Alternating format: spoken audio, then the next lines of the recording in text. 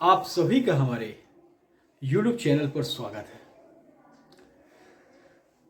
आपने देखा होगा कि बहुत आजकल डिजिटल अरेस्ट, जिसमें कई पत्रकार या पुलिस ऑफिसर या देश की भोली भाली जनता शिकार हो रही है। जो कुछ इसके बारे में जानते हैं तो वो इन सारी चीज़ों से अपने को बचाव कर लेते हैं, लेकिन हम आज बता रहे हैं एक एडवोकेट की कहानी, एक वकील की कहानी। उसके साथ कैसे डिजिटल अरेस्ट होने से वो बचा और उसकी माँ भी कैसे डिजिटल अरेस्ट होने से बची। जागरूक बनिए और अपने साथ होने वाली इन घटनाएं अगर आप पे हो रही है तो उससे पहले आपको इसकी जानकारी होगी, जिससे आप हमेशा सतर्क रहेंगे और इन सारी घटनाओं में आप निजात पाएंगे और इसमें फंसेंगे नहीं। तो हम हर एक चीज़ बातों पे बात करेंगे। पहलू बचाओ कैसे क्या है। मैं खुद एक एडवोकेट हूँ और मुझे कैसे इन फर्जी वालों ने, जो फर्जी रहते हैं, जो कहीं बन जाएंगे police inspector, commissioner, Mumbai commissioner, Delhi commissioner तरीके फर्जी पुलिस वालों का भेष बदल कर आपसे रुपए की डिमांड करेंगे या तरह तरह की ये अपनी मांगे रखेंगे। इनसे कैसे बचना है, कहानी मैं आपको बताता हूँ कि मेरे साथ क्या हुआ, कैसे इस फ्रॉड से मैं बचा।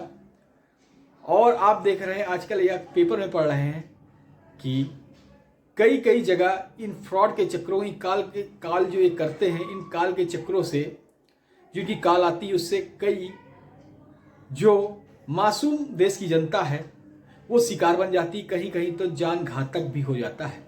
ऐसा ही मामला एक आगरा का आपने पढ़ा होगा, जहाँ पर एक टीचर को कॉल आती है और वो कॉल उठाती है। उसके बाद बताते हैं कि आपकी बेटी इस तरह पकड़ी गई है और उसके बाद वहाँ पे वो झूठी फर्जी कहानी बनाकर बताती है। उसके बाद वो लोक लज्जा से, डर से किसी से बताती नहीं है। और हड़बड़ाहट में आप जानते हैं कोई भी बुजुर्ग महिला है या कोई आदमी है, अचानक से कॉल आएगी, और जो कभी कानून कचहरी के चक्कर में फंसा नहीं है वो तो इन सब चीज़ों से डरता है। मैं आपको बता दूं, आपके ऊपर FIR ही क्यों ना हो, हर चीज़ का लीगल होता है। उसके लिए न्यायालय बने हैं, उसके लिए पुलिस थाने बने हैं। कभी बार आपके पास फर्जी जहाँ से आए तो कह दो हमारे पास खुद ही सम्मन आएंगे, या उस थाने की पुलिस हमारे पास खुद ही आएगी, या हम खुद ही जाकर वहाँ पता कर लेंगे। आपको मोबाइल के द्वारा, व्हाट्सएप के द्वारा आपको हमारी जानकारी देना, आप हमको ना बताएं। तो आपको डरना नहीं है सबसे पहली बात, क्योंकि ये सारे जितने ये फर्जी वाले होते हैं डिजिटल अरेस्ट करने का, ये सब साइबर क्राइम के द्वारा आजकल तो AI तकनीक, आर्टिफिशियल इंटेलिजेंस चल रही है, उसके माध्यम से भी ये काफ़ी ज़्यादा फर्जी वाला करते हैं। बचाव कैसे करना है वो भी मैं बताऊंगा, ठीक है। तो मैं अपनी घटना बताता हूँ। मैं कोर्ट परिसर, ठीक है, मैं कोर्ट परिसर अपने बस्ते में बैठा था।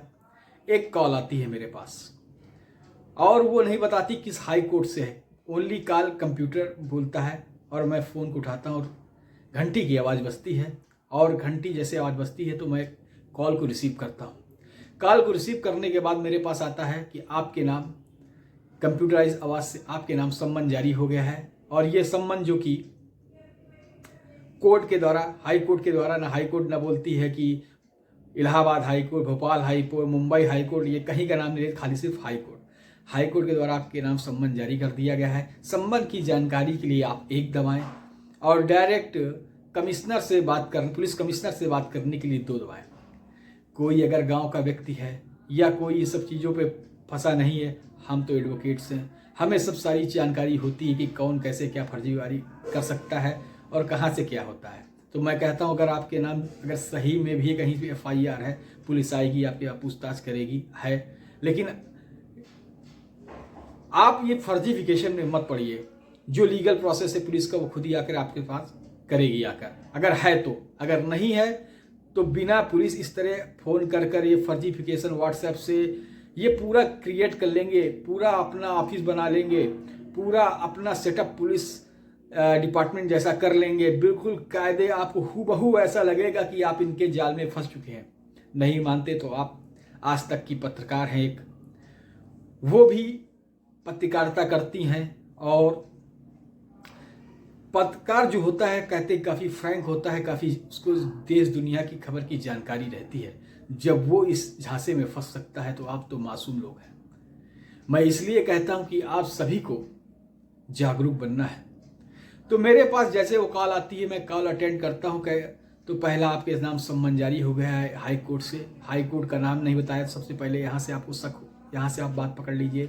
नंबर देखिए, नंबर कहाँ से आ रहा है, इंडिया का है या और विदेश नंबर। इंडिया का है तो +91 से आएगा, 91 से आएगा। अदर का है तो अदर से आएगा वहाँ पे। उसके बाद आपके पास ट्रू कॉलर वगैरह है, उससे आप देख लीजिए, क्योंकि बहुत से नंबर होते हैं।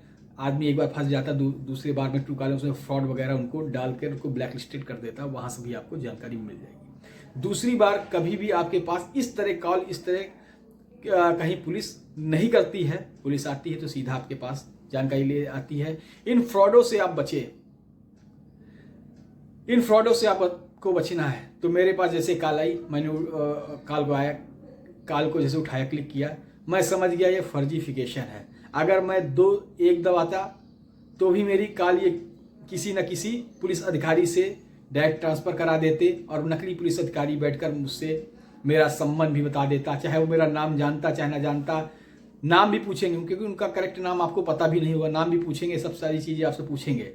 तो आप यहीं से समझ लीजिए। तो मैं सब जानता था कि ये सब फर्जीफिकेशन है, ये सारे डिजिटल अरेस्ट करने का, या कहें साइबर क्राइम करने का, फर्जीवाड़ा करने का, पैसे कमाने का, इन सभी को ये इन्होंने धंधा बना के रखा है। ठीक है, तो मैंने फ़ोन कट कर दिया। और उससे पहले की बात बताता हूँ, मेरी माता जी घर पे थी, मैं कोर्ट चला गया। एक मेरा छोटा भाई है, वो अपना सर्विस में चला गया। घर में फ़ोन आता है कि आपका जो बच्चा है, नाम वाम तुमको पता नहीं है। वीडियो कॉल आती है व्हाट्सएप पर, आपका बच्चा पीछे बढ़िया इंस्पेक्टर विजय नाम का आदमी का लोगो लगा रहता है, और पीछे पूरा सेटअप बना रहता है। आपका बच्चा इस गलत काम में पकड़ा गया है, और होटल में पकड़ा गया है, लड़कियां पकड़ी गई हैं, और आप चाहते हैं तो इसके खिलाफ एक्शन नहीं लिया जाएगा, आपके पास समय है, आप जल्दी से जो कहा जा रहा है आप करिए। चूँकि घर वालों को पता था कि लड़का अभी गया, इतनी जल्दी कैसे आ गया, आ जाएगा। और इतना तो नॉलेज घर पे रहता है, क्योंकि 10-15 मिनट में ऐसे कुछ होता नहीं है। ठीक है, उन्होंने कॉल किया और दूसरे फ़ोन से और बता दिया कि सब हाँ है, हाँ है, ऐसा कुछ नहीं है। इसी तरह ऐसी घटना एक ज़िले में और होती है। जो घटना है यहाँ एक चौक मोहल्ले की, जिसमें एक रस्तोगी जी शायद हैं, वो इसी तरह फ्रॉड में फंस जाते हैं और काफ़ी अपना पैसा दे देते हैं। तो मैं कहता हूँ जागरूक बनिए और सुरक्षित रहिए, इन सभी घटनाओं में नहीं पड़ना। बचाव के उपाय हैं, अपना सेल फोन है, सेल फोन में आप अपने सगे संबंधियों के ही जो भी हो उन कॉल को उठाएं, अनजान कॉलों को ना उठाएं। जिसमें +19 नंबर है भारत का वही उठाएं। विदेशों के कॉल अगर आते हैं उनको डायरेक्टली काट दें।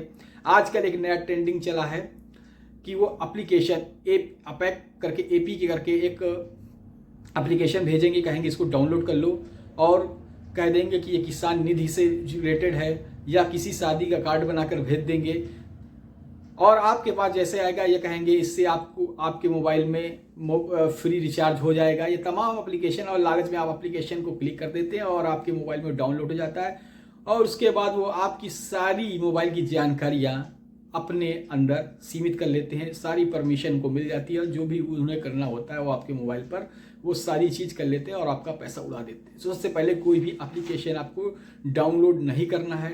कोई भी ऐसा एप्लीकेशन या गेम से रिलेटेड है, या फिर कोई भी ऐसा एप्लीकेशन जिसे आप नहीं जानते, उसको आपको टच नहीं करना है।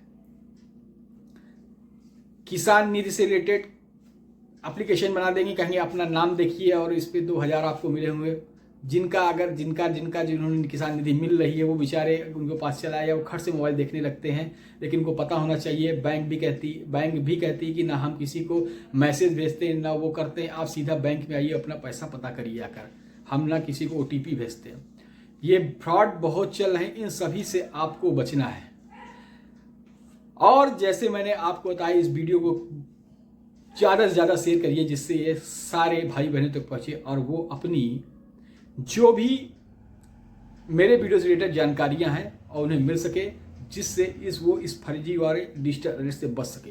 क्योंकि आप जानते हैं कि चाहे पत्रकार बंद हों या पुलिस बंद हों, सारे आपको इस डिजिटल अरेस्ट के बारे में बताते हैं और जागरूक करते हैं। क्योंकि आने वाले समय में ये साइबर क्राइम बहुत ही घातक रूप ले रहा है और ले सकता है। तो सतर्कता बनाए रखिए। चैनल को लाइक सब्सक्राइब जरूर करिए। जय हिंद, जय भारत, धन्यवाद।